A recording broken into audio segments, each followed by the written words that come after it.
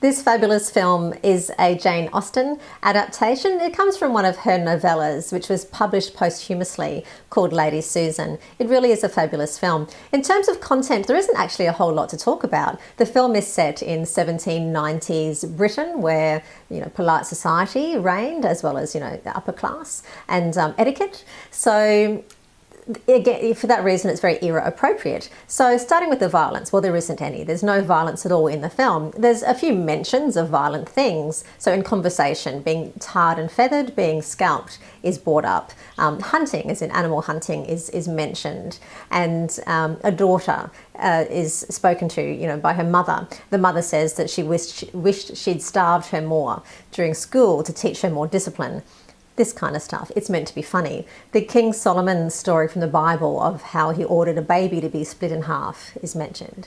That kind of stuff. But the stuff you see on screen, you certainly don't see any violent acts at all anywhere in the film. Likewise, sex and nudity. There's no sex at all in the film, and there certainly isn't any nudity either. There is a little bit of cleavage, but what do you expect with those tight bodices and corsets squeezing in the upper area? And there's a few sexual references. So there is a pregnant woman, and it's suggested that perhaps she is not pregnant to her husband. For example, there is discussion of infidelity. There's a woman crying over her cheating husband. Again, this is all scandalous stuff. It might be based on vicious rumours and gossip and lies, or it could be the truth. This is why you're watching to find out. Alcohol, there's one scene where you see people holding some glasses of wine. In fact, you see a pregnant woman drinking wine. And there's one very short scene as the opening, as the camera moves past a man lighting a pipe.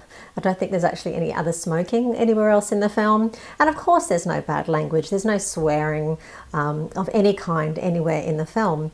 Now, one thing I do want to mention is, and as I said, this film is very, very funny, but this is caustic, witty, very droll humour. And you do need to pay attention because you do get swept away in Kate Beckinsale's incredible performance of a manipulative society, kind of scoundrel, that she becomes so convincing that you forget that she is coming out with all of these rather comic and rather caustic put-downs and asides. So they kind of creep up on you. So you do pay attention because the humour is in the throwaway nature of the dialogue.